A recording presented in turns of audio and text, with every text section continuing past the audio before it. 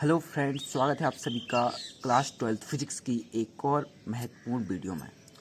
Friends, आज की इस वीडियो में हम बात करने वाले हैं चुंबकीय लॉरेंट्ज़ बल, जो कि हर बोर्ड परीक्षा में आपसे ज़रूर पूछा जाएगा। तो चलिए बिना टाइम वेस्ट करते हुए वीडियो को स्टार्ट करते हैं। तो सबसे पहले इसकी डेफिनेशन जान लेते हैं, इसके बाद बहुत सारी बातें जानेंगे इसके बारे में। चलिए तो वीडियो को स्टार्ट करते हैं। सबसे पहले यहाँ परिभाषा लिखी हुई है, जब कोई आवेश किसी चुंबकीय क्षेत्र में गति करता है तो उस पर एक बल कार्य करता है। जब कोई आवेश किसी चुंबकीय क्षेत्र में गति करता है तो उस पर एक बल कार्य करता है, जिसे चुंबकीय लॉरेंट्ज़ बल कहते हैं। सिंपल डेफिनेशन है इसकी। जब कोई आवेश किसी चुंबकीय क्षेत्र में गति करता है तो उस पर एक बल कार्य करता है, जिसे हम चुंबकीय लॉरेंट्ज़ बल कहते हैं। इसको एक एग्जाम्पल के थ्रू समझते हैं। जैसे यहाँ देखिए, ये मैंने बनाया चुंबकीय क्षेत्र। ओके, इस चुंबकीय क्षेत्र भी है, एक समान चुंबकीय क्षेत्र है।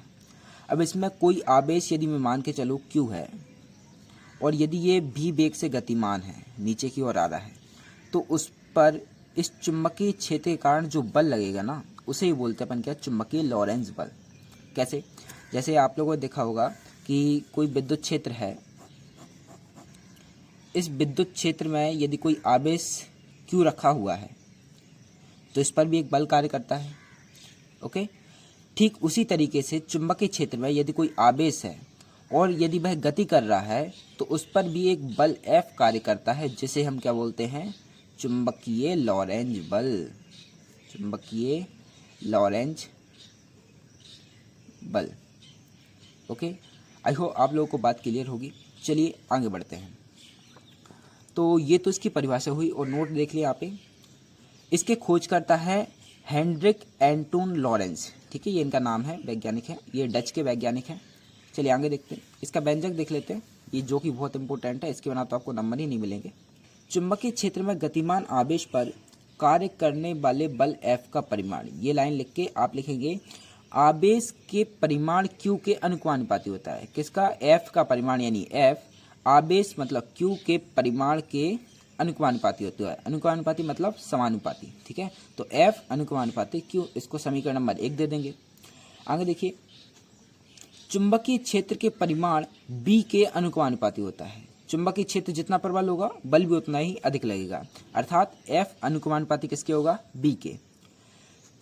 थर्ड पॉइंट देखें, आवेश के वेग B के अनुपाती होता है। मतलब आवेश जितनी तेजी से गति करेगा, बल उतना ही तीव्र लगेगा, यानी F अनुपाती V साइन थीटा के अनुपाती होता है, जहां थीटा V और B के बीच का कोण है, अर्थात F अनुपाती साइन थीटा। यहाँ थीटा को समझ लीजिए थोड़ा सा, कि ये अपने पास चुंबकीय क्षेत्र है, और इस चुंबकीय क्षेत्र में कोई आवेश Q V वेग से गतिमान है, तो चुंबकीय क्षेत्र V और वेग ये भी, इन दोनों के बीच का जो एंगल है, इसको बोल रहा है थीटा। ओके, तो अब आगे देखते हैं। साइन थीटा के अनुपाती होता है, जहां थीटा V और B के बीच का कोण है, अर्थात F अनुपाती साइन थीटा। आई होप आपको चारों पॉइंट क्लियर होंगे, ये अच्छे से आप क्लियर कर लीजिएगा। ठीक है, तो हमने देखा कि चुंबकीय क्षेत्र में ये बल का परिमाण जो है ना, F अनुपाती होगा Q के, F अनुपाती होता है B के, F अनुपाती होता है V के, और F अनुपाती होता है साइन थीटा के। चलिए आगे बढ़ते हैं।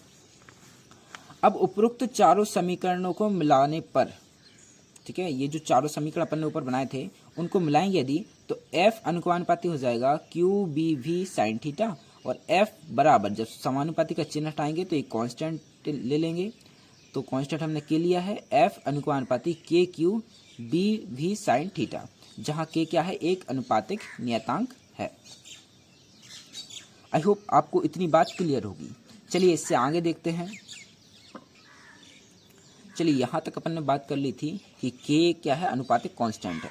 अब इसके बाद देखिए, चुंबकीय क्षेत्र के मात्रक का चयन इस प्रकार किया जाता है कि K बराबर क्या हो? 1 हो। तो F बराबर K की जगह पे हम क्या लिख देंगे? 1 QBV साइन थीटा। इस तरीके से हमारे पास चुंबकीय लॉरेंट्ज़ बल का परिमाण निकल के आएगा, F बराबर QBV साइन थीटा। चलिए थोड़ा सा और इसके बारे में जान लेते हैं। तो इसको हम सदिश रूप में इस तरीके से लिखेंगे, F बराबर क्यू भी क्रॉस बी। अब कुछ बच्चों को यहाँ पे समझ में आ गया होगा कि यहाँ पे साइन थीटा क्यों लगा था।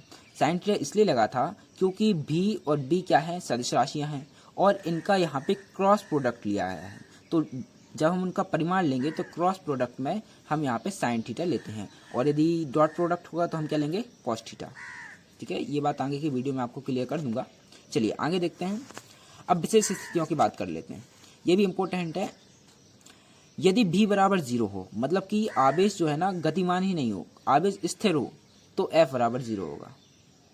यदि v बराबर 0 हो तो f बराबर क्या होगा, 0 होगा। जैसे यहाँ पे यदि मैं 0 पुट कर दूँ तो पूरी वैल्यू 0 हो जाएगी। तो वही बात यहाँ लिखी है, यदि v बराबर 0 हो तो f बराबर 0 होगा, अर्थात ब्राह्म अवस्था में कोई बल कार्य नहीं करेगा। ओके, आगे देखें। यदि थीटा बराबर 0 हो या 180 हो तो f बराबर क्यू बी साइन 0 डिग्री से हम निकाल लेंगे f का मान कितना होगा, 0। कहने का सिंपल सा अर्थ है, यदि आवेश चुंबकीय क्षेत्र के समांतर गति करता है तो f बराबर 0 होगा। यदि आवेश चुंबकीय क्षेत्र के समांतर गति करता है तो f बराबर 0 होगा। जैसे यहाँ पे देखें आप एग्जांपल में,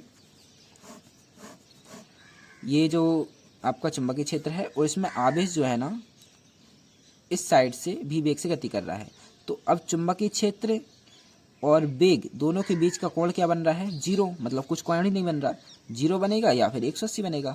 ओके, तो 0 या 180 हो तब इस पर कोई भी बल कार्य नहीं करेगा। मतलब ऐसे जब ये सीधे गति करेगा तो इस पर कोई भी बल कार्य नहीं करेगा। चलिए आगे बढ़ते हैं। चलिए नेक्स्ट पॉइंट देखिए। यदि थीटा बराबर 90 डिग्री है तो f बराबर क्यू बी साइन 90 डिग्री से हम देखें f बराबर क्यू बी अधिकतम होगा, क्योंकि साइन 90 का मान कितना होता है, 1 होता है। इस रीजन से f बराबर क्यू बी अधिकतम होगा।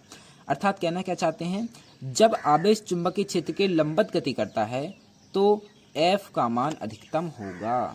जैसे इसको समझते हैं एग्जाम्पल के थ्रू। जैसे यदि ये चुंबकीय क्षेत्र में कोई कण जो है ना q या ऐसा गति कर रहा है v वेग से, चुंबकीय क्षेत्र अपना ये है और ये वेग की दिशा इस ओर है। अब यदि यहाँ पे 90 डिग्री का कोण बनता है तो इस पे लगने वाला बल जो है ना अधिकतम होगा। ओके, तो आपको ये वाली बात भी समझ में आ गई होगी। चलिए, तो आज की इस वीडियो में इतना ही। मिलते हैं एक और नई धमाकेदार वीडियो में। आप हमारे साथ यूं ही बने रहिए। Thank you, thanks for watching.